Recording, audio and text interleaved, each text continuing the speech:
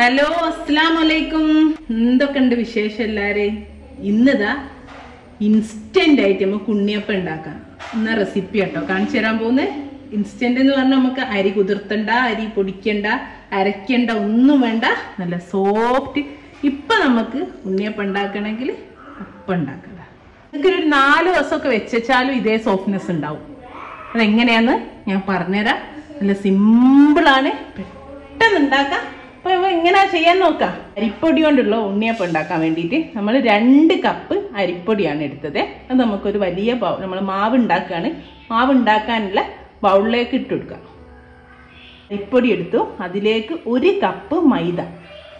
ഇനി നമുക്ക് ശർക്കരപ്പാൻ ഉണ്ടാക്കണം അപ്പത്തിന് ആവശ്യമുള്ള.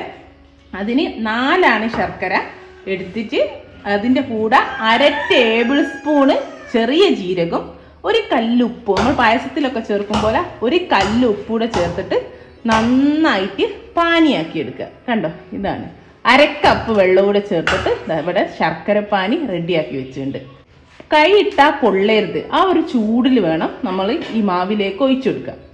കണ്ടോ, 1/2 കപ്പ് വെള്ളവും ബാക്കി 4 ശർക്കര, 1/2 ടേബിൾ സ്പൂണ് ചെറിയ ജീരകം, 1 നുള്ളുപ്പ്, ഇത്രയും നന്നായിട്ട് പാനിയാക്കി എടുത്തതാണ്. ഇനി നമ്മൾ ഇതിപ്പോൾ എന്ന് പറഞ്ഞാൽ കണ്ടോ, കൈ ഇട്ടാൽ കുഴപ്പമില്ലാത്ത ചൂടാണുള്ളത്.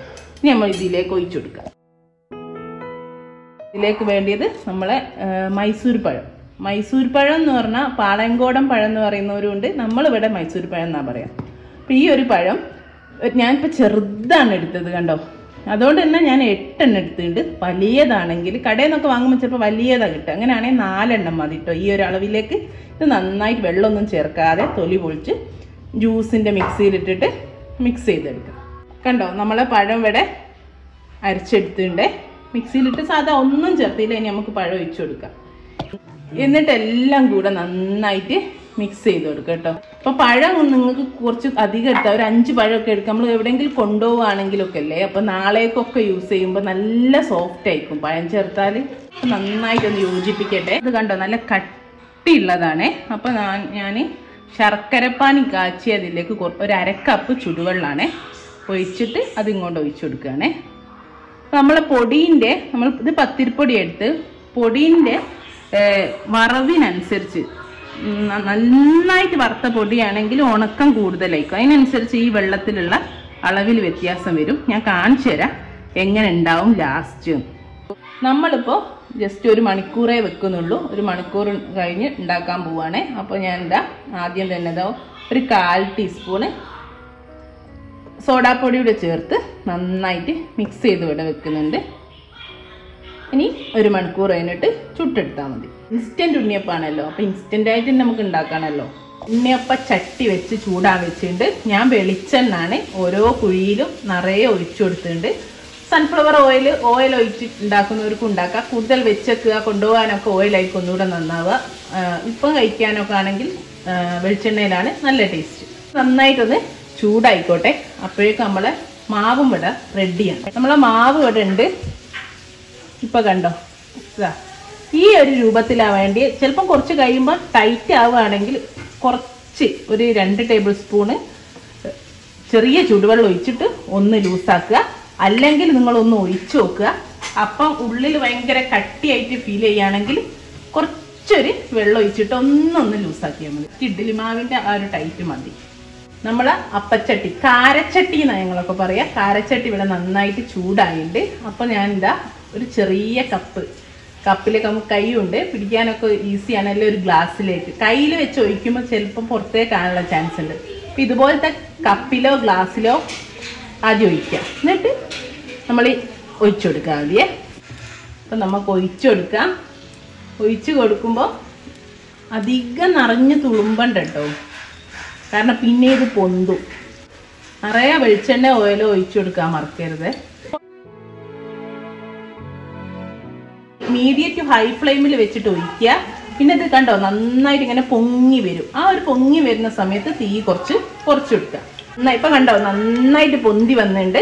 ഇനി നമുക്ക് അടിഭാഗം നല്ല നമുക്ക് അപ്പത്തിൻ്റെ ആ ഒരു കളറാകുന്ന സമയത്ത് നമുക്ക് തിരിച്ചു കൊടുക്കാം. അപ്പം ഇത് ഓട്ടോമാറ്റിക്കലി തന്നെ തിരിഞ്ഞു പോരും കേട്ടോ.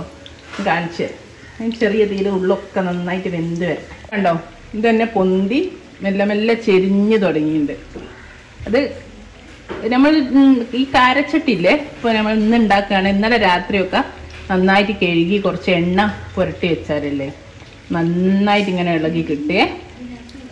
ഇങ്ങനെ മറിച്ചിട്ട് കൊടുക്കുക. ഇപ്പോൾ ഞാനിടുന്നത് പപ്പടക്കോല കൊണ്ടാണ്. അപ്പം നമ്മളെ ഉണ്ണിയപ്പം റെഡിയാണ്. കണ്ടോ, ഇന്ന് നോക്കിയാൽ ഈ ഒരു കളർ എല്ലാ ഭാഗത്തും ആയി വന്നാൽ നമുക്കിതുപോലുള്ള ഈർക്കിലിയോ അല്ലെങ്കിൽ പപ്പടക്കോലോ വെച്ചിട്ട് ഇങ്ങനെ കുത്തിയിട്ട് കോരിയെടുക്കാം. എന്നിട്ടിതാ മൺചട്ടിയിലേക്കാണ് നമ്മളെ ഉണ്ണിയപ്പം ഇട്ട് കൊടുക്കുന്നത് കേട്ടോ.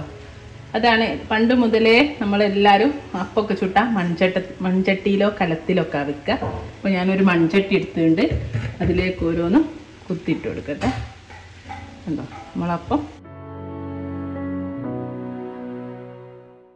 നമ്മുടെ അപ്പത്തിൻ്റെ മാവ് നല്ലതാണെങ്കിലും അല്ലെ പെർഫെക്റ്റ് അപ്പാണെങ്കിലും വെളിച്ചെണ്ണ കുറച്ചേ കുടിക്കും. കണ്ടോ, നമ്മൾ നേരത്തെ ഒഴിച്ച് അതേപോലെ വെളിച്ചെണ്ണ അതിൽ തന്നെ ഉണ്ട്. ഇനി നമുക്ക് വീണ്ടും ഒഴിച്ചു കൊടുക്കാം. അതാ നമ്മൾ അടുത്ത ട്രിപ്പ് ഇട്ടുണ്ട്. നമ്മളെ ചട്ടിയിൽ നമ്മളെ അടിപൊളി ഉണ്ണിയപ്പവും റെഡിയാണ്. കണ്ടോ, നല്ല അടിപൊളി ഉണ്ണിയപ്പം. ഞാൻ എല്ലാം അതുപോലെ ചെയ്തെടുക്കട്ടെ. ഇത്രയേ ഉള്ളൂ, സിമ്പിളാണ്. അപ്പം എല്ലാവരും ഉണ്ടാക്കി വെക്കാം. ഒരു പണിയില്ല, അരി കുതിർത്തണ്ട, പൊടിക്കണ്ട, ഒന്നും വേണ്ട. ഇൻസ്റ്റൻ്റായിട്ട് ഇപ്പം ഉണ്ണിയപ്പം ഉണ്ടാക്കാൻ തോന്നുകയാണെങ്കിൽ ഇപ്പം ഉണ്ടാക്കി കഴിക്കാം. അത്രയും സിമ്പിളാണ്. അരിപ്പൊടി എല്ലാവരുടെ വീട്ടിലും ഉണ്ടാവും. ഇൻഷാ അല്ലാ നല്ല നല്ല വീഡിയോ ആയിട്ട് നമുക്ക് വീണ്ടും കാണാം. ഞാൻ നാടനും ഉമ്മൻ്റെ സ്പെഷ്യൽ റെസിപ്പിയും നാട്ടിലായ കുറച്ച് സമയമല്ല അത് കിട്ടുള്ളൂ. അതുകൊണ്ടാണ് ഇപ്പം ഇങ്ങനത്തെ നാടൻ റെസിപ്പി എന്നെ സെലക്ട് ചെയ്ത് ചെയ്യുന്നത്. അപ്പോൾ എല്ലാവരും ട്രൈ ചെയ്യുക. Thank you.